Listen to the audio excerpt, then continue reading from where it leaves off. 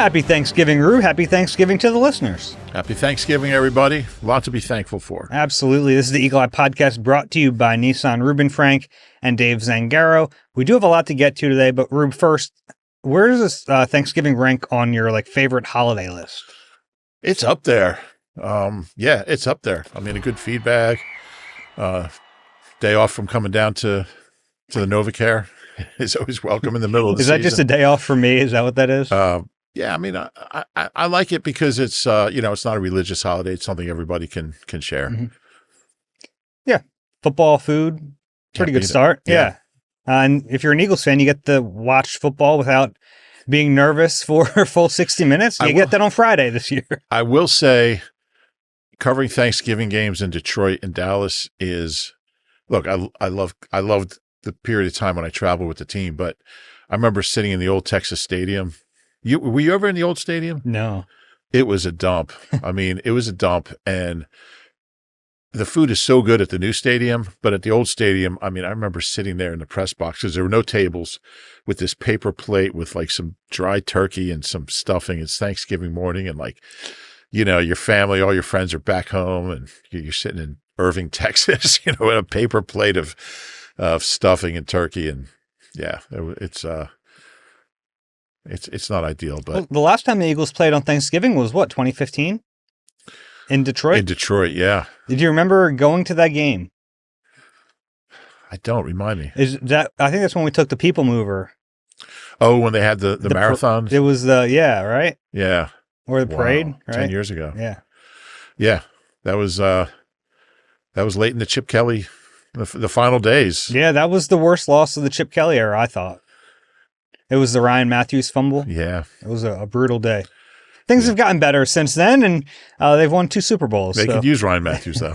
Maybe. We have a lot to get to, like we mentioned. We have a bunch of questions. And Chip Kelly got fired, by the way, speaking of Chip. He did. Got fired by the Raiders. Yeah, we talked all year about whether or not he was going to make it to the Eagles game, and he did not. I kept saying he wouldn't. I didn't think he'd make it this far. What happens to him now? Does he go back to a lesser college? Yeah, probably. I think someone would hire him. Yeah. Or he'll go be an OC at a college for a while and then end up getting his. The problem is the way he runs his offense, it makes more sense for him to be the head coach because you need you know what I mean? Everyone has to be on board with that plan. Yeah. And I'm not sure anybody would be at this point. Fair enough. All right. Anyway. Yeah. So, we are in, full disclosure here. We're recording this on Wednesday. You're listening to it on Thursday or Friday. So, we don't have all the injury information, but it looks like Reed Blankenship is going to play in this game. It looks like Adoree Jackson is going to play in this game. Kind of a weird deal with Adoree. He was checked for a concussion on Sunday, cleared the concussion test, but did not re-enter the game. So a little strange, but it looks like he'll be available for this game. Obviously, no Andrew Makuba. He has that fractured ankle. So the one thing we know is that Sidney Brown is going to have to play on Friday. Yeah, they're thin at safety. He's the next guy in. I thought Sidney had a decent summer. I don't think he was bad, and I think it was going to be Makuba, and Makuba missed a lot of time in camp, and that helped Sidney. He got a lot of reps, and I thought he made the most of them. And we never really thought he was going to win the job just because they drafted Makuba. He's their guy. Sidney's not Vic's guy. He was drafted 2 years ago, three drafts ago, But I like the way he played. And the thing with Sidney is just, and he talked about this on Tuesday, it's just not being out of control. He's a big hitter. He's a physical player. He'll stop the run. He's not great in coverage, but what you lose there, I mean, he's just a physical presence. He brings a lot of energy. Sometimes it's too much. And he'll hit whatever color jersey you got on. He'll hit guys on the sideline, guys in the stands. He'll hit refs. It doesn't matter if you're in front of him, he'll hit you. I looked this up. He's been penalized 10 times in his career. He's only played about 550 snaps, mainly on special teams. Are those 10 penalties on defense? They're mixed. Okay. I think 3 on defense, 7 on special teams. Gotcha. But 10 penalties, that's a penalty every 50 snaps that he plays, which is a lot of penalties. So he's got to be smarter. And he talked about that. He knows that. And he said, I need to play under control. I need to play with a calmness. And look, he's aware. And I think that's important. Sometimes it can be hard to temper that energy and that enthusiasm, but he's got to do it, or he's going to hurt the team. Makuba's been really solid and really good. They're very different players. So I think Sidney kind of is a guy with a high ceiling and a really low floor. You just don't know what you're going to get for him. So if he can be that kind of steady Sidney Brown as opposed to all over the place Sidney Brown, then he'll be okay. Yeah, he definitely has a frantic nature to his game. And it's like, it's tricky because like you love the aggression and that's what makes him him, but that's a bad thing sometimes. And I don't know how you harness it. We haven't seen him be able to do that yet. He hasn't gotten a ton of chances. And, even when you look back at his rookie season, a lot of that was in a different defense. So, I don't even know what to make of that.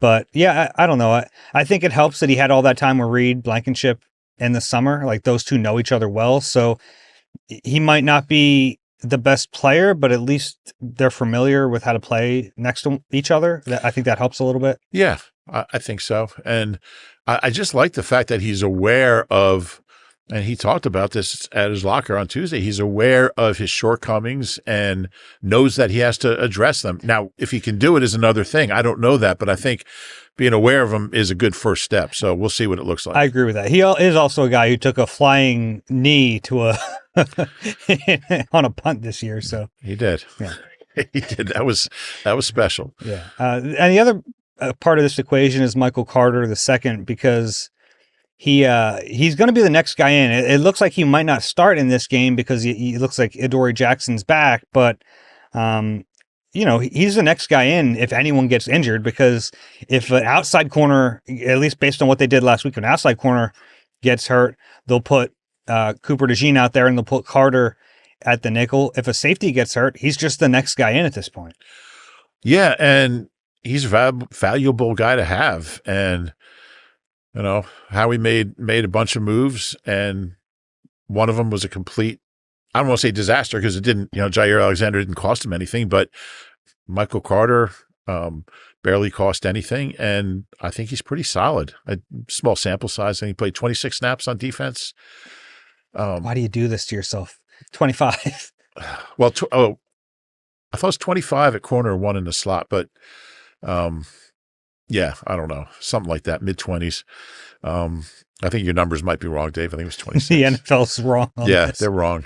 No, but I thought he for a guy who just got here and is still learning the defense, and he talked about, when he first got here, it was during the bye week, and he was in a building 24 hours a day just studying and learning, and it's paying off. You never know if you're going to have to play, and he had to play, and he might have to play moving forward. Makuba's probably not coming back. If he is, it's not going to be till postseason, maybe late in the postseason. So if there is a late in the postseason, so it's an underrated move, and that's why Howie's Howie. So he's a guy who they might have to rely on. Yeah, I get the sense that he's going to have to play down the stretch. I don't know where it feels like it, right? Yeah, I don't know where that's going to be, but I think he's going to end up playing. Yeah. Yeah. It's the secondary, it's just been like, talk about moving pieces. It's been quite a couple weeks. Yeah, it has been. The good news is like they have one major injury there, and like it's not great. You don't want to lose Makuba, but we've seen before the secondary just get completely decimated by injuries, and you're left with like no one out there. So, and it looked like that was happening on Sunday. I mean, Reed didn't come back in, Adoree didn't come back in. You're like, what are they going to have for the Bears? And you hope Reed is okay. I mean, that's 5 days. It's a short week. Didn't look great injury, so you hope he's all right. Yeah, I mean, he was limited to start the week. I think he was pretty close to coming back in that game. I think he was pushing to come back in that game. He just couldn't get it to the point where he was able to. But I kind of suspected he'd be ready for this next one. I know he's going to play. You just hope he's okay and he doesn't aggravate it or who knows. Okay. Let's talk about this game on Friday a little bit. Eagles, Bears, both 8-3. Have you been following? It's been a fun little social media thing, the Eagles-Bears alliance, because the Bears were knocking off NFC East teams, the Eagles were knocking off NFC North teams, and now they finally get to play each other. Interesting. Yeah, I think it's a really intriguing game. The Bears are a team, and I'm sure people look at the Eagles kind of like we look at the Bears, like they keep winning all these close games. They've been outscored this year. Yeah, the Bears have a negative point differential. They're 8-3 with a negative point, mainly because of the Lions game. I think they lost by 30 or something. And every win, just like the Eagles, every win's been close. Eagles had one that wasn't. But yeah, I don't know how good the Bears are. I keep waiting. They're a team that I kept waiting for them to kind of fall by the wayside because, you know, they shouldn't be this good, but they win games, and there's something to and be they said might not for that. be. Some team is gonna lose this game, and everyone's going to say they were never as good as we thought. But yeah, it's an intriguing matchup. It is. Yeah. They both do things. I mean, well, we'll get into the matchups and we can talk about this. Okay. Eagles are 7-point favorites entering this game. Does that surprise you? No, not really. I think the Bears have been punching above their weight for most of the season, and not to say the Eagles haven't been, but I think the Eagles have a better body of work, and like the Eagles are still the second shortest odds to win the Super Bowl. So I think it tells you what the odds makers still think of them, or where their standing is in the league. Yeah, pretty clear. That's true. The Bears' margin of victory is 29th in the NFL. The Eagles is 27th. So both of these teams right now, they're finding ways to win, but it's probably only going to get them so far. And the Bears, it's like they are first in that division right now, but how many people really think they're going to end up at the end of the season winning that division? Probably not many. I think weren't the Packers first in the division when the Eagles beat them, and then the Lions were first in the division when the Eagles beat them? They have a chance to knock 3 teams out of first place in the division in a span of 5 weeks. Which is pretty interesting. Yeah, neither team's been blowing people out. That's kind of what makes it an intriguing matchup. They've both been kind of hanging on for dear life at the end of games. Both teams, every game goes down to the wire. This is going to be, I haven't done my prediction. I guess I have to do it soon, but it's going to be like a 1-point game. I'll be shocked if it's not. Although the Eagles are so weird, they might win by 30. Who knows? Let's get into the matchups for this one. The first one on my list is Saquon Barkley against that run defense. It's been a shaky run defense from the Bears. They're kind of decimated at linebacker right now. Edmonds is on IR. TJ Edwards has missed a few games. He didn't practice to start the week. Sewell is out. Like they are really decimated at linebacker. And the Eagles, on paper, should be able to take advantage of this. On paper, I don't have a ton of faith in their ability to run against anybody right now, but if they can get it started, this is the team Kevin Patullo talked about. We have some new things in the run game. Everyone's excited about it. He wouldn't tell us what they were, but that makes sense. Yeah, I know, competitive advantage. But yeah, you just keep waiting for it to happen. I mean, I feel like I just it's kind of shocking that it hasn't happened for one game against the Giants, and then it was right back to 2 yards a carry. So. I don't know what to expect. I feel like it's more what the Eagles are doing than what opposing defenses are doing, which is why you normally say, oh, it's a gimme. They're going to be able to run the ball against the Bears, but I don't know. Yeah, I don't know either, but the Bears are 28th in the NFL in rushing defense, 138 yards a game. I found this interesting. Yards before contact, they're 31st in the NFL. They're giving up over 2 yards before contact per rush, which is something the Eagles did so well last year, just creating these big holes for Saquon. So on paper, and I know the caveats there, but like this is a game where they can kind of restart what they were so good at last year. Yeah, they're going to try to do it. I mean, the Bears, I don't know how much you want to throw against the Bears. They pick off so many passes.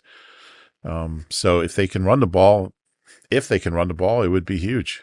And that's my next matchup to watch is Jalen Hurts against this really heavy takeaway team from the Bears. They lead the NFL with 24 takeaways this year. They've been excellent. 16 interceptions, 8 fumble recoveries.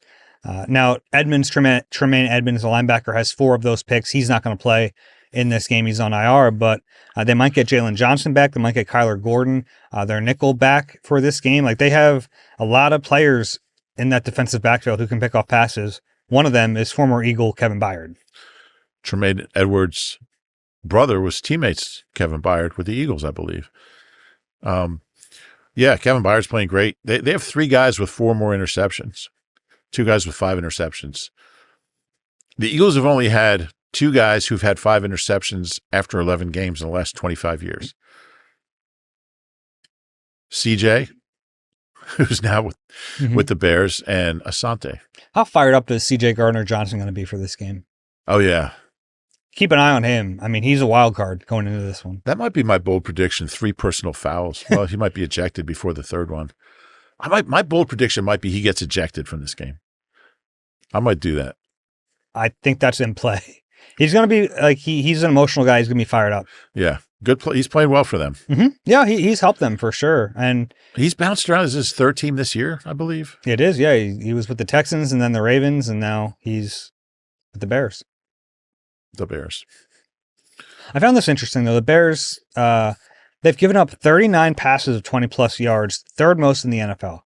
So there's a little bit of like a boom or bust to that defense. And I don't know how the Eagles attack a defense like that, but there might be opportunities down the field if they're willing to risk throwing a pick, which I don't know they will be. You know, this is a game where I wouldn't mind if Jalen throws a pick, because you want to get vertical in this game against that defense. And I think there's going to be opportunities for big plays. And if you throw deep 6 times, you might hit 4 of them and have 1 interception, and I'll take that. So I hope they are aggressive. I think you can go after them down the field. My last matchup on offense is Fred Johnson against Montez Sweat. We know Montez Sweat well, used to be in the division. He's their best edge rusher, 7.5 sacks this year. His pressure numbers aren't great, so it tells you like he's finishing when he does get to the quarterback, which is a skill in itself. 7.5 sacks, just 30 pressures, pressure rate of 11%. So not like elite pressure numbers, but he's the guy to watch on that line, and he's got to match up against the backup. Yeah, and I don't think Fred was at his best in Dallas. I don't think he had a particularly good game, so it's important game for him. And, you know, Lane could be back within that 4-game window. The Eagles did not put him on IR for that reason. So this is Fred's 2nd start. He might only get 3. He's got to make the most of it. And I think Lane's a guy that if there's any chance you can get him back in 3, you don't put him on IR. It's worth it. And if it's 4, if it's 5, it was worth the roster spot to have that chance. And I think mentally for Lane, you know, to know that I have a chance to get back. I think that's big. On the flip side of this matchup, the Bears have a good running attack. Our old buddy DeAndre Swift is playing well. Kyle Monangai, Rutgers, Don Bosco, as you mentioned on the last pod, has given them a nice extra dynamic. I think Caleb Williams, as a scrambler, is really, really good. And the Eagles have had their issues with scrambling quarterbacks this year. Yeah, Jackson Dart got him. Mahomes got him in the first half. I mean, they aren't great against quarterbacks who take off out of position, undisciplined at times. So something to keep an eye on. He's a weapon for them with his legs. Yeah, he certainly is. He's been playing pretty well, and that's just an added dynamic. And those can be, you know, kind of demoralizing types of plays, because you have it locked up. You're covering for 5 seconds. You think you have a win, and then he's able to escape and get outside. So you have to be disciplined with him. You have to keep eyes on him when you're able to, and maybe you spy him here and there. I think that's in play. I think it's in play too. They don't have elite weapons down the field. I think you can take they have good weapons, guys who haven't probably lived up to the expectations. Yeah. And that's the next part of this is Rome Odunze and DJ Moore and some of their receivers. Like, they've been okay. They just haven't been elite. Yeah. But I think this is a good opportunity for this defense. I really believe this defense can shut the Bears down to a great extent. Certainly after the Cowboys, their offensive skill, and I like DeAndre Swift. He's a nice player. He's really made a lot of big plays in the passing game this year, which he showed some signs of when he was here. Did it more in Detroit.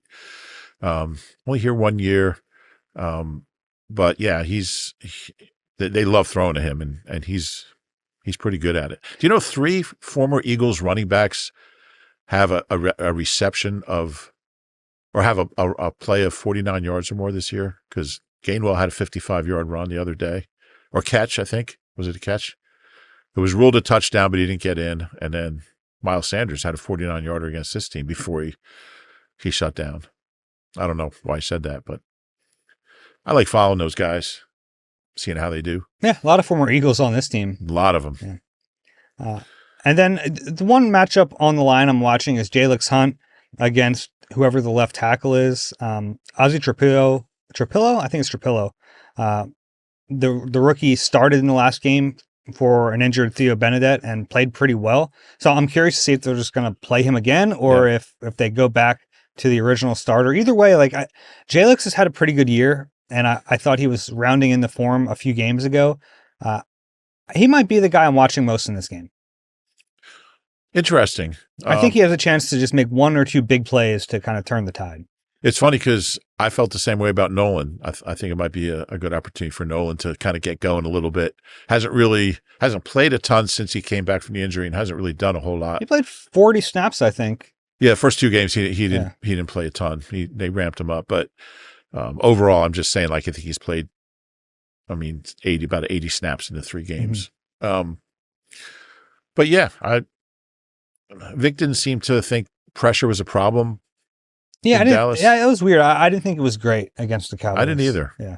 Yeah, that surprised me that he said that. Once again, the D-line didn't get any sacks. I think sacks are important. Vic doesn't unless they're getting them. Yeah, Jalen Phillips was really quiet in the Dallas game after 2 really good games to start. He was banged up during the week. He had that shoulder injury, but he was going against Terrence Steele, and the Eagles have beaten Terrence Steele before. Yeah, that he must be a little below 100%. Or just had a bad game. Could be. It happens. Yeah. All right. He had a bad game. He just didn't give up anything. But yeah, you want to see a little more pressure. Any other thoughts on the matchups going into this game? Anything I missed? No. I think the most intriguing one to me is you have the team with the most takeaways versus the team with the fewest giveaways. Eagles are only the 5th team in history with 6 or fewer turnovers through 11 games. They're really careful with the ball. Yeah. And one of those in the last game came on special teams. Right. And one of them came, I think it was Dylan had a fumble like at the end of the Giants game when they were up 20 or something. I think. So the turnovers really haven't, other than the one Jalen pick down the field against in the first Giants game, they've been really, really good with the ball. I mean, the Saquon one didn't help, but 4 turnovers or I guess it's 6 now in 11 games is pretty good. It's good, but they've been so hyper focused on that. Like it's probably going to be taken to a new level this week when you're facing the team who's forced the most turnovers in the league. Like, yeah. Like Nick already stresses it so much. What do you think this week has been like in that building? Yeah. He's got to be a broken record in there. People don't know what broken records are anymore, do they? They know the phrase. So they know a phrase without knowing what a record is? Yeah. Okay. There's plenty of phrases that we don't even know the origin of anymore. Yeah. Did someone actually kill 2 birds with 1 stone? Yeah. You were there? It was you? It was, if you had to guess, like if you're doing Quizzo and there's a phrase and like, where did it come from? Mm-hmm. You either guess Shakespeare or the Bible and you're going to be right like 95% of the time. Every phrase, Shakespeare came up with everything. Anyway. Do you like the conspiracy theory that like Shakespeare wasn't one guy? Yeah. You subscribe to that? Yeah, I do. Yeah. I think there's a lot of evidence that supports that. Okay. I'll get down with the conspiracy theory here and there. I mean, I know there's people that don't think you're one person because you write so many stories. Like it's got to be like 3 people doing all that. Yeah. I love a good conspiracy theory. Yeah. I'm wearing my Sasquatch hat right now. Yeah, I'll get down with those. Yeah, don't email us with your favorite conspiracy theories, please. That's an off-season time. That'll be an off-season. That is an off-season. We'll do that. Yeah, we'll get in the weeds in the off-season. I wouldn't mind an interception, in this game. Like it wouldn't.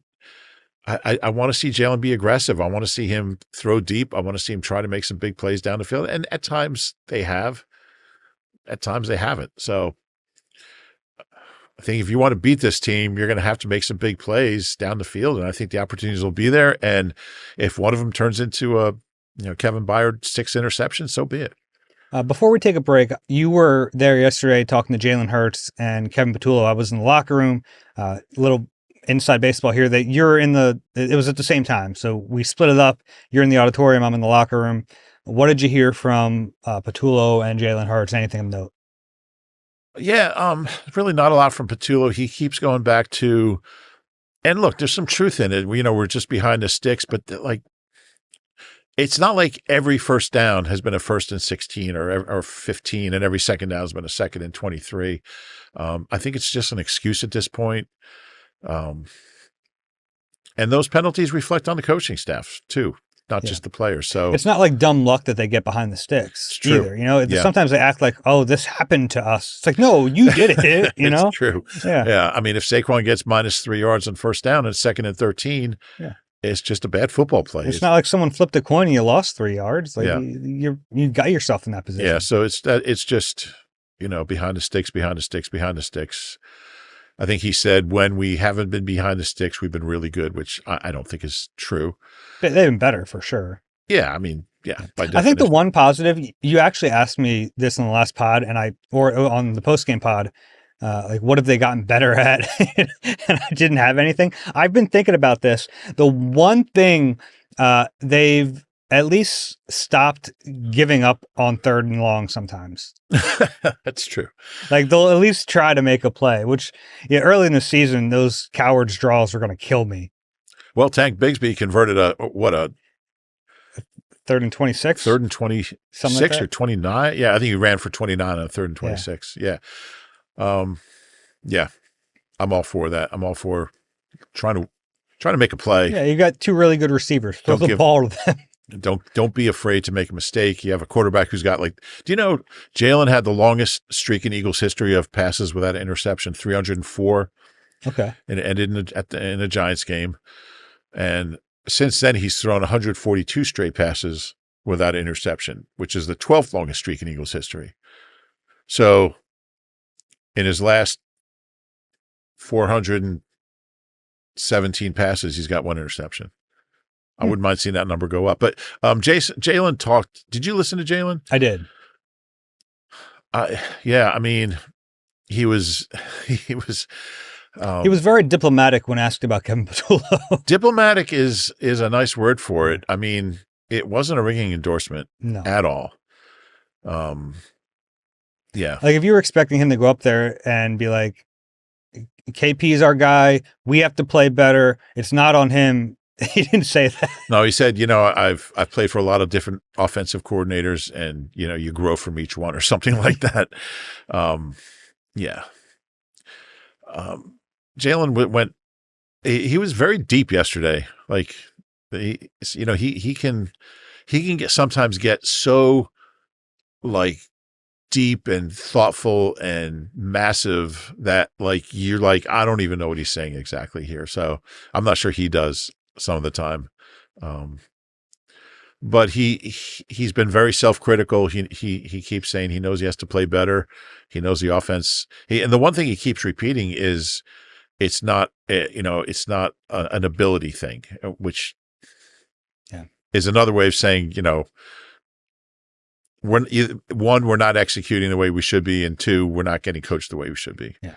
Which I think everyone knows, right? Yeah. He keeps saying it's not a capability thing. It's like, yeah, we know. Like, there's good talent. It's not performing. Yeah.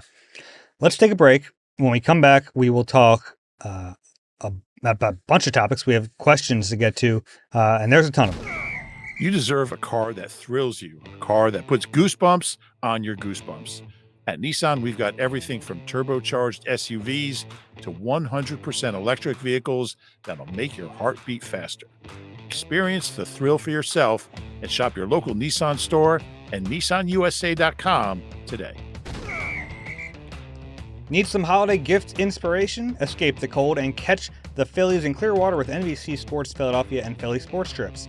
We're teaming up to bring fans the most unforgettable Phillies spring training experience yet. This trip includes Phillies game tickets, beachfront accommodations, round-trip travel, all-inclusive tailgates, and more. plus appearances from Larry Boa, Charlie Manuel, and NBC Sports Philadelphia's own Ben Davis. Book your trip today at phillysportstrips.com. I'm glad we saved a lot of time for questions because I want to clean out I get nervous when I have a lot of questions in the email inbox we haven't been able to get to. eagle@nbcuni.com. That's where you send those. The QR code is on the screen. You can scan it and send them to us that way. Don't send us too many questions right now, though, because we have a game on Friday, and then we'll talk about that. So, but we'll get to these today. The first one is from Carson. This is going to sound like a major overreaction, but what are your thoughts on trading Saquon Barkley this offseason and riding with Tank Bigsby? I don't solely blame Saquon for the running game struggles, but he doesn't seem to have the juice that he had last season. Running back is a young man's game, and Tank seems to run hard and would be cheaper. We got the ring with Saquon, who will be pushing 30 next season, and I think we should sell high on him while he still has a big market.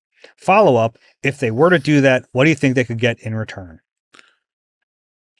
Teams don't want a 28-year-old running back who's averaging 2 point whatever. I guess it's over 3 now with the Giants game, averaging 3.3 yards a carry. Running backs don't have value. Period. Yeah, it's like his value is not high right now. It's not high. It's he's got a big contract and a small average. Mm-hmm. Now, would there be a team that thinks he's still the same guy? Like maybe, but I also don't think they're trading him.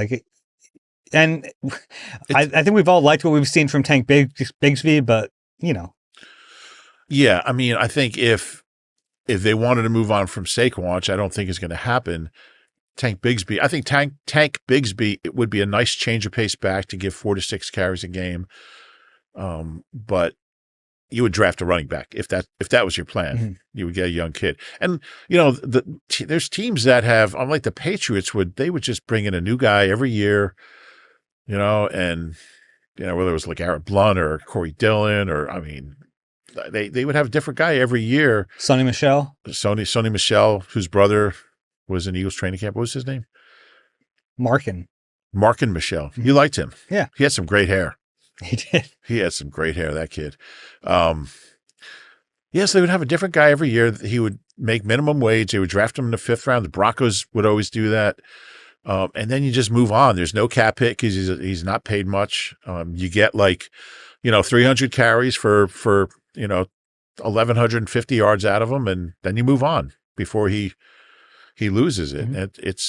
That's what I mean. This team has never paid big money for running backs until now. And look, it's too early. They paid LaShawn. Well, that was in 2009. Yeah. Yeah, and. That was Howie's thing. I was like, last summer, and we were talking about not paying running backs, and he said we paid LaShawn. I'm like, it was like 15 years ago, Howie, and yeah, but it was later than that. No, that's when he got the big extension. I mean, they signed him to a 1-year deal later, or a short deal, but that was the big extension. Was 2000. No, 2000. That was when he was drafted. Yeah, you're right. 2012. I don't remember, but anyway, they don't do it very often, and there's a reason. That is my point. And it's too early. The one time they did it, they won a Super Bowl. Yeah, I think it was worth it, but I just think it's not something that they're going to do very often. Mm-hmm. I mean, whatever happens with Saquon, everything was worth it. Totally agree. Because Next of one what you want. Is from Damien. Kevin Patullo shouldn't even be coaching Pee Wee football, and Nick Sirianni is to blame. Also, why on earth did they tackle George Pickens on that last drive? You let him score, and the Eagles have a chance to tie it, but boneheads tackle him for an easy field goal and seal the fate. I actually, in the moment, I was like, let him score, let him score, let him score. Yeah. It's tough. It's your reaction is to tackle. Yeah, you got a kicker who... And it wasn't like he was close to the end zone. Yeah. So he might have, maybe he realizes it and pulls up. I don't know. Looks at the sideline, like, should I go in? Yeah. Yeah, I mean, there's a school of thought that says, yeah, that's your best chance to win. Aubrey's not going to, he missed earlier, but he's not going to miss. What are the chances he misses twice? Would it end up being a 42-yarder? He wasn't going to miss that. Mm-hmm. So you can make that case. Next one is from Scott. Hey guys, I had some questions about locker room interviews. Seems like the media crowds around players, like AJ, and eventually get told last question. Is there a certain length of time the NFL or team allows as a minimum Also, during this time, are reporters free to interview other players? For instance, if 15 people are around AJ, can you go freely talk to Devontae? Do the Eagles limit who you can talk to in a locker room? Well, yeah, you can talk to whoever you want if they're in there. In fact, when AJ was talking last week, I used that opportunity to talk to some other guys because you can basically get somebody one-on-one. Yeah. Certain sports are different, though. Like in football, it's an open locker room. Anyone who's in there is available to speak. Yeah. I mean, Phillies, there's just nobody ever in there. But it was funny because Zach Baldwin walked by and I wasn't anywhere near AJ. And he's like, you're missing out. You're missing out. What are you doing? He was joking. And I was like, well, actually, I'm coming down to talk to you. But it's always a great time to talk when there's, and we both do it when, like we kind of will take turns like on the big scrums, like whether it's AJ or Saquon. Yeah, because you also need to hear what AJ Brown has to say. Yeah, but it's also a great opportunity to get somebody one-on-one while the whole group is over with someone else. Yeah. But no, there's no limit to. We can talk to anyone who's in there. They don't have to talk to us. And sometimes they choose not to. But yeah, that's how it works. And it's sometimes you have to like pick and choose where you're going, but it's like a fun game to play. The one more question, and we don't get a ton of time in there, so I think it becomes a real art of like making the best use of your time in the locker room. And if you're not interviewing anybody, and you just go BS with a player and you just get to know them a little bit, learn something. I think we all have like certain guys that we just like chatting with, so. And as far as the last question, whenever they think AJ is about to get himself in trouble, we'll be like, this is the last question. AJ starts, last question. No, yeah, it's kind of a feel thing. Yeah. Next one is from Lisa. Hi, Dave and Rube. Love your podcast and appreciate all the great information and insights you give us. My question is, if they refuse to make a change to play calling/play caller, is there a possibility that Nick begins to lose the locker room? The offense has already voiced their own concerns, so Nick shouldn't be dismissing them. Thanks for all you do. It's a fair question. It is a fair question. I think that like the players see what we see, right? That the offense is not clicking right now, and some of them are probably thinking like, why is this guy still calling plays? Yeah, I don't think there's any question. And then the defensive guys are like, we got to shut this team out to win the game or hold them to 10 points or whatever. So I think that is a very real concern. I haven't sensed any of that yet, but neither have I. And I've actually been impressed because this is something I always am attuned to is like, if one side of the football is playing well and the other isn't, is that going to cause some kind of a friction in the locker room? And I really have not sensed that. The only difference I've noticed is like, when the defense is playing well and the offense stinks, the defensive guys are in a good mood and the offensive guys are miserable. But that's natural. I haven't sensed any like us versus them in the locker room. Yeah. And I've been a part of that. Like in 91, I don't go back that far, but it was the greatest defense ever assembled and one of the worst offenses ever assembled. And there was a lot of that and they were open about it, and it's not healthy. I haven't seen that either. Yeah. And as far as the other stuff, like I think Nick has built up a lot of equity in that locker room. The guys like him, and that's part of what makes him a good coach, right? Like it's always tough to quantify those elements of a coach, but whatever that is, he has that clearly. He works on those relationships. He'll tell you about that a lot. He'll chat with guys, even if they're unhappy. Like even when AJ is at peak frustration, I still think him and Nick have a good relationship because Nick really does work on that. And in moments like this, that does matter. It does. And I think if anybody has a concern about the play calling, they would feel comfortable going into Nick and saying, look, what are we doing here? Like the offensive line did during the bye week last year. Yeah. And that's, you kind of laugh at Nick's, he's talking about relationships and connecting, but that's a very real, very valuable thing. Mm-hmm. Yeah, it is. And players talk about it all the time. Yeah. One of my favorite stories I've done in recent years was, it was probably in 22. And I'd gotten tired of hearing Nick talking about connecting. So I was like, let's see if he actually does this. And I went and I interviewed like 20 players about how he had like connected to them on a personal level. And every single player had some kind of story about Nick finding something to talk to them about. Whether it was like AJ Brown to, the last guy on the 53. Yeah, it's very real. Next one is from Glenn. On a scale of 1 to 10, how would you rate the negative impact of not being aggressive with every play in possession? This week, it was a 17 seconds left at half with timeouts and not even trying for points. What message does it send when the staff gives up on players like that? So is it 10? I don't understand the measuring system, 1 through 10. The negative impact would be a 10. So it's super negative. It's tanking the season is 10. 1 is you idiots. That doesn't matter at all. So somewhere between those two, I think. Yeah, I don't think it's great. I don't think it's a great look. Yeah, I don't think it's like the number one thing. There are other things wrong with this team that are in front of it. So I'd put it like a 3 or 4. 3, yeah. Yeah, it's not the biggest problem, but it is a problem. And like his explanation for giving up at the end of the half in Dallas made no sense. None. Just none.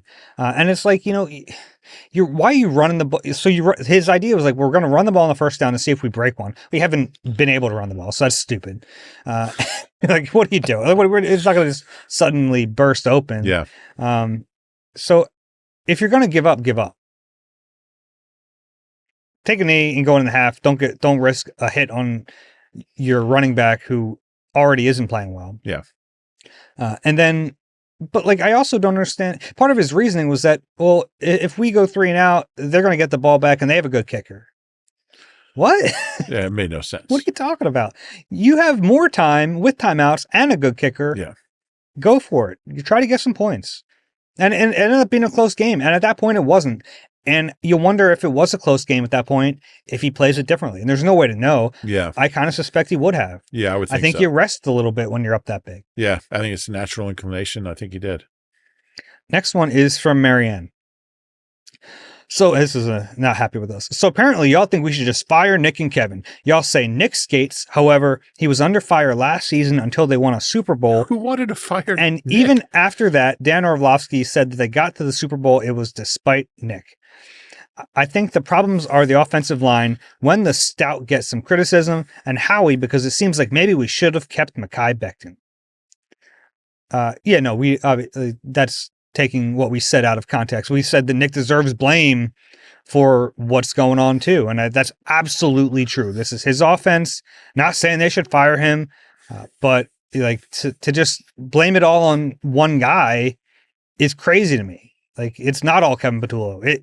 This is Nick Sirianni's offense, and a lot of these problems have popped up in the past. So to just turn a blind eye to that is silly to me. Yeah. I mean, I like Dan. Dan used to work for us, and he does a good job, but Dan also doesn't, he's not around the team. He doesn't know Nick's real strengths and how much he had to do with the success this team had. It's not. And to be clear, I don't even know if he said that.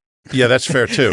That's fair too. But I don't follow what Dan just said. in general, I think Nick's value as a head coach is different than, he's not the play caller. That's not what he does well. But I think there's things that he does really, really well that, like, when you have this kind of success, he's got the 4th highest winning percentage in history by a head coach. And it's 4.5 years. So that's a decent sample size. There's something good going on there. Yeah. And I understand that like the Nick discussion is always tough because sometimes you watch it and you go, what? He's a non-traditional What is coach. this guy doing? And then like the flip side of that is like people penalize him for having talent, but sometimes it takes a lot to win with talent, which sounds crazy, but like sometimes it's like managing egos and like I always think about Phil Jackson, and I'm not comparing Nick to Phil Jackson, but like there's an art to taking good players and making them win it all. Yeah. You know what I mean? So, and how many teams win a Super Bowl without good players? I mean, where are those teams? fair.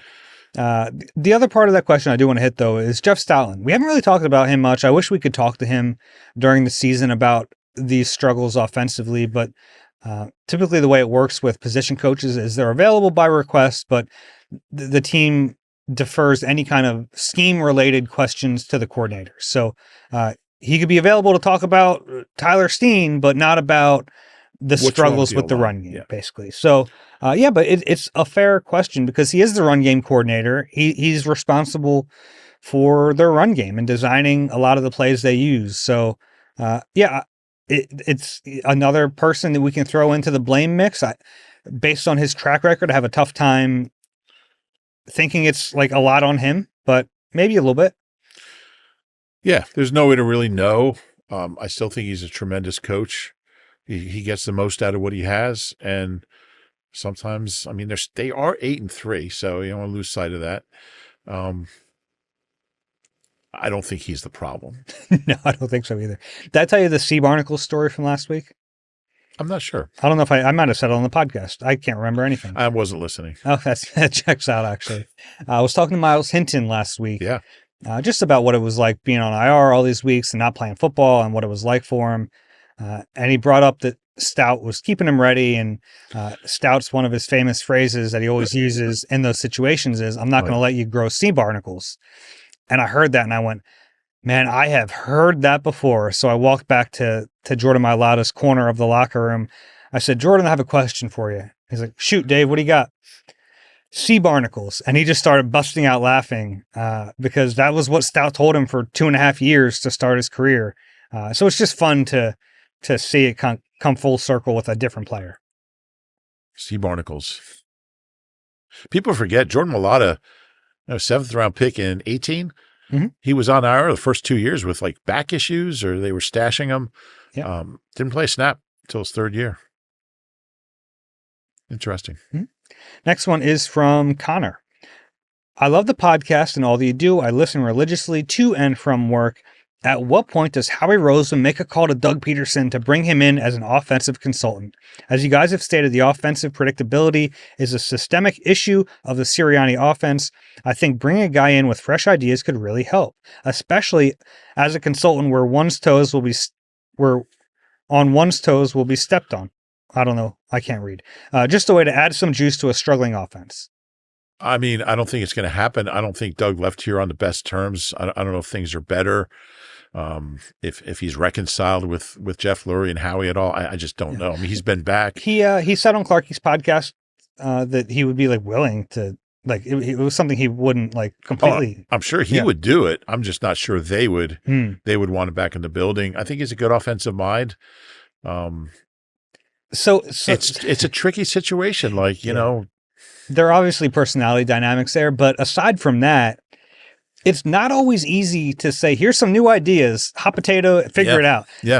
Rich Scangarello, if anyone knows about the difficulties of doing that, it's Doug Peterson, because he got hot potatoed Rich Scangarello in 2020. Was that 2020? I think it was 2020. 19 or 2020. Yeah. And it just didn't work. Like it's really tough to fold in offensive concepts, especially if like they don't blend well. You don't have. I remember Rich Scangarello that year was like, what am I doing here? They're not listening to me. I think like you run the risk of that happening. Yeah, and I mean, I don't think Nick and Doug have. I don't think they have a relationship. They spoke when I think Doug called him when he got the job. Mm-hmm. I don't know if they have a relationship. I think it helps if it's somebody you're familiar with and you have some common ground with, both football-wise and not football-wise. So they were both with the Chiefs. I think that helps at different times. Doug's mentor fired Nick.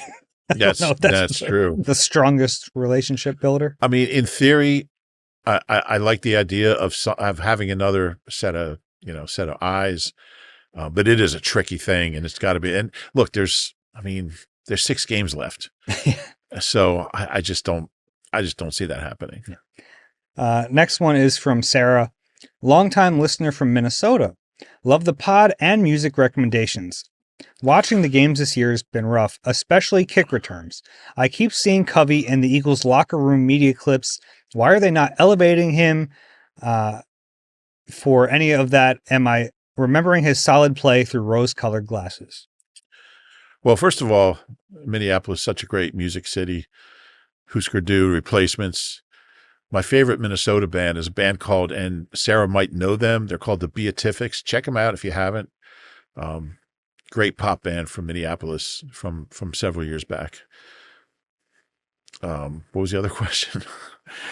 Oh, Covey? I'm going to let you figure it out. Yeah. I'm a little surprised Covey hasn't been up. Yeah. I would think there's a chance going forward. Xavier Gibson on the injury report suffered a shoulder injury on that. I mean, just he had an injury to insult there. There was a bad play when he fielded at the one, and then he ended up getting hurt on that play. So he's not going to be available this week. Covey is on the practice squad. And He doesn't have any elevations yet, right? No. And I don't disagree with you, Sarah. Like, he played well at one point. Like, he was one of the better punt returners in the league. I think you can trust him. Like, I think there's no worse feeling as a fan than every time there's a punt, just like holding your breath because you don't know what's going to happen. With Covey, I don't think you'd have to do that.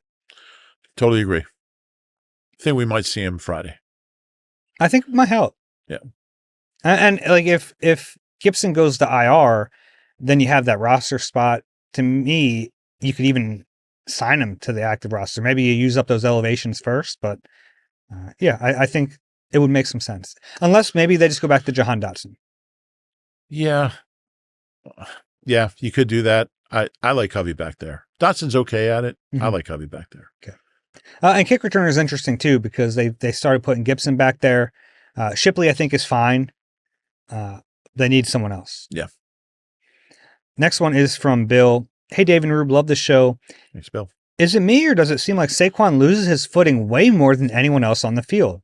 It feels like every game there's a potential huge run where he spins his wheels and gives the defense a chance to close. Can't we get this man some new cleats? Anecdotally, I agree. He does slip a lot. Yeah. Yeah, at least in this last game, he slipped a few times. And he was even asked about it, and he's like, I don't know why, but yeah, his footing wasn't great. Yeah, no idea. No idea why. It could be a product of him dancing too much, trying to do too much. Possibly. I didn't see those potential big plays that Bill, was that Bill? Mm-hmm. I didn't see those potential big plays that Bill saw. But yeah, I don't know. The cleat issue, I don't know. From Michael. Hey guys, I caught the passing reference to Jacorian Bennett on the postgame pod, and it got me thinking. Why is he the forgotten man on this defense? Howie went out and traded for him, yet the coaches won't even give him a look. I'd understand if he played and struggled, but he's not even getting an opportunity to show what he can do. Given the current need at outside corner, how is he not an option going forward? Did he do something to Vic that we don't know about? Would love to hear your thoughts. He did egg his house on Halloween. I think he must just, and I don't think they need immediate need of an outside corner with a Dory back.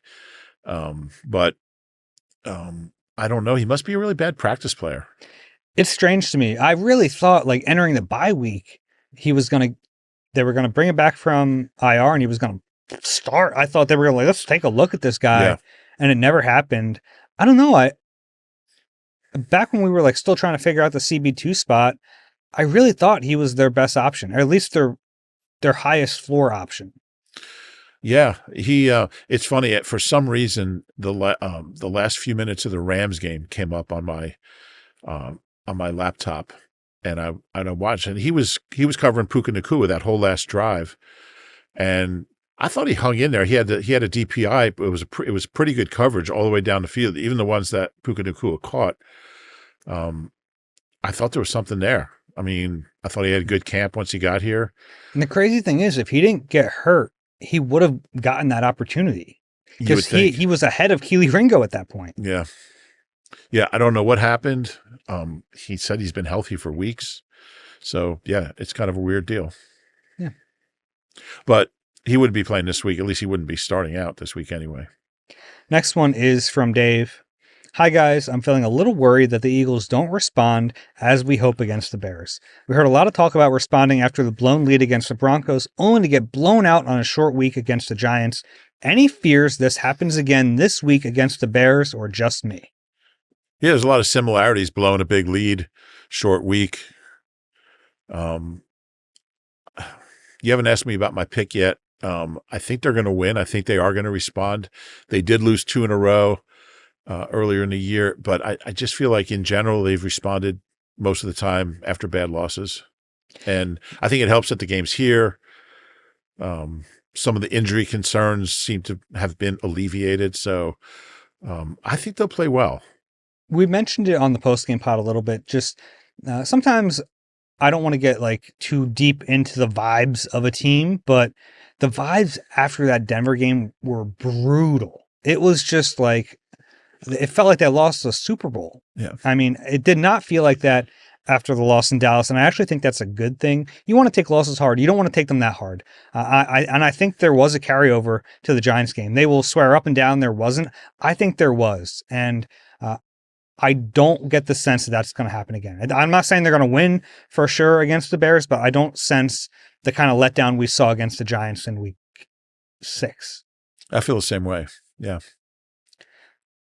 Next one is from Alex. Hey, Dave and Rube, my question today is about the offensive line. Last year, we had one of the best O-lines in the league. This year, they seem a fraction of their former selves. Cam Jurgens seems to be hurt way too often, and your best ability is availability. I know we just paid Landon, but he's almost always banged up too. Do we start investing in higher draft picks on the O-line? We also have a music question for you after this. I mean, the O-line, we've talked about this so much. I mean, those two inside guys he mentioned have been hurt, and Tyler Steen is not the player that, especially in run blocking, that Mekhi Becton was, and Lane's been hurt. So, and Jordan hasn't played great the whole time. I agree. So, and I think the O-line is, so much of it is just these guys is chemistry and communication. And there's been so many, where's Brett Toth playing? Matt Pryor's in now, Big Fred comes in. They just haven't had the continuity, haven't had the cohesion. And they call it 5-wheel drive. Yeah. As far as drafting, I mean, look, it's never an upset when Howie drafts an offensive lineman high. It could happen any year, first or second round, third round, but it hasn't recently. I mean, Cam and Landon were relatively recently. Mm-hmm. But, with Lane, he's getting on there in years and he's been banged up. It could happen any year. We thought it was going to happen this year. Yeah, and I think that Howie has wanted to, and the board hasn't fallen the way that he thought it would, which is why I think they ended up drafting 3 day 3 linemen this year. I think if you were to go into this draft and tell Howie he wouldn't take an offensive lineman until the 5th round, he probably wouldn't have believed you. I think he said that. Yeah. Okay. Well, then definitely he wouldn't have believed you. He doesn't believe me anyway, no matter what I say. Music question for you, Rube. Yeah. Have you heard of the band Goose? If not, check them out. They're an indie rock jam band. Thanks and have a great Thanksgiving. Of course, I've seen Goose. It's not really my thing. Mm-hmm. I'm not really into those jammy, 36-minute songs. But they were great. I was right up on the rail. So right now there's a band called Goose. Isn't there another band called Geese? Yeah, there is. And these guys got to get together and figure something out. I know. And it can't be, Goose and Geese. People love Geese, and I don't get Geese. I just saw them number 1 on my friend's list of his favorite albums of the year. The guy's voice bothers me, but Goose they're incredible musicians. The guitar player is unbelievable, and keyboard player is great, and also plays guitar. Which band came first? I think Goose came first. Goose has been around for that makes sense. I actually like that. That makes me happy. Yeah. Yeah. You should get the singular first, and then all right, we'll be the plural. Yeah. And there's another band called Goose.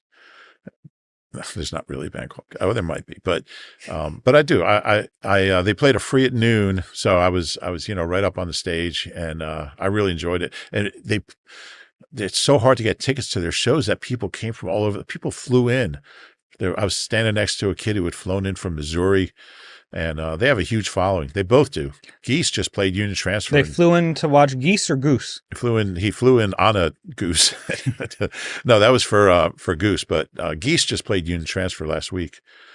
And objectively, which do you think is a better name? A Goose. Yeah. Why? I don't know. Maybe just because it came first. I think Geese is an objectively better name. Really? Yeah. The plural makes more sense for a band name, I think. Yeah, maybe because I like their music more. Yeah, I'm just approaching it from just the name. One of our colleagues is a huge fan of Geese. Jeff McClain from the Enquirer. Okay, loves them. He was like, how do you not like them? I'm like, I just don't like them. But thanks for the question. I always appreciate music questions. We know you do. Next one is from Josh. Hey guys, Jalen Hunt has shown flashes this year. And maybe he could be the next big guy up front. Do you see him being a big piece of this Eagles D in coming years? Is he a future Pro Bowler?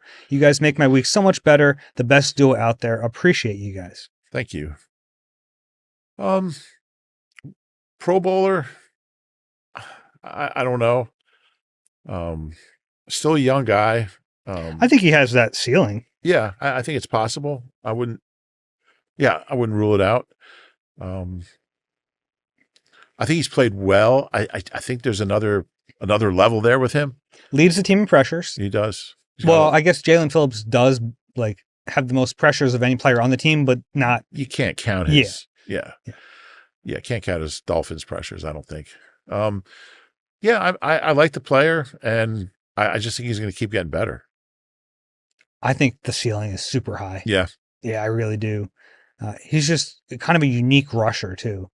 I think he has a chance to be really good. Yeah. Next one and last one, strategically, is from Sebastian.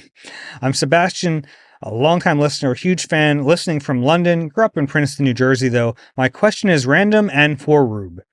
Who is the best athlete you have ever seen at the Penn Relays? You seem to have some great stories from them. Sorry, Dave, I know this gets you off track. No pun intended. Also, no worries, Sebastian. This is at the end of the podcast, so I will cut Reuben off when we have to go. Go ahead. I mean, I guess the best athlete I've ever seen at the Penn Relays is Carl Lewis. I mean, he's the best athlete ever. Willingboro's own. They used to have like the USA versus the world relays, and he anchored. It's a funny story. So Carl used to be a paper boy for the Burlington County Times, our old paper in Willingboro. And so we were running the media relay. They used to have this media relay, and we had a team. We had a Burlington County Times team. Bill Newell was on it. I think Mario Constantino was on it. I don't know if you worked with him. Who else was on that team? Herb Lorenz ran one year, but I was on the second leg, and I'm Sometimes waiting. I feel like I need to remind you that people are listening to this. Well, people know who Herb is, certainly. But I'm waiting to take the I'm like getting ready for the race. I'm in lane 2. I'm running the second leg, and Carl Lewis jogs over and starts laughing at me and, saying good luck and everything, and don't pull any hammies. And I said, you're eligible to run for our team because you used to work for the paper. And I said, you want to run the third leg? He's like the greatest sprinter of all time, isn't going to anchor for us because we have Bill Newell, who was our editor. And he said, I'll tell you what, I will run if you can guarantee that we'll win. And I said, I can't guarantee that. He's like, I'm not running. Yeah, it'd be pretty embarrassing for Carl Lewis to lose. Yeah. I think having him would probably push you guys over. I would hope. You would think, but yeah, we weren't very fast. Okay. We did come in. I think we came in third that year, but we would have won if he anchored. But it was a funny exchange. But I'm just picturing like some whatever copy editor looks over and he's got to run against Carl Lewis. Yeah. But he's probably the best that I ever saw at Penn. That's a good one. Yeah. If you have a question for us, eagle@nbcuni.com. If you enjoy the Eagle Eye podcast, please rate and subscribe wherever you get your pods. If you're watching on YouTube, click the like button, subscribe there as well. Ruby kind of already did it, but you're picking the Eagles this week? I'm going to pick the Eagles. How about you? Yeah, I'm picking the Eagles this week. You got your guess right last week. We've all tried to like pick and choose where we think. More than a guess. I mean, I really, it was my instinct said they were going to lose that game. Okay. Yeah. I didn't mean to disparage your it's okay. Your pick. But we've all like tried to pick our spots for them to lose. They don't lose very often. Yeah. This isn't going to be one where I pick against them. Yeah, I would agree. All right. That's all the time we have today. Happy Thanksgiving, everyone. Hope everyone has a lovely holiday. Get ready for some Eagles football on Black Friday. We'll have a podcast after it. For Reuben Frank, I'm Dave Zangaro. This has been Eagle Eye presented by Nissan. We'll talk to you soon.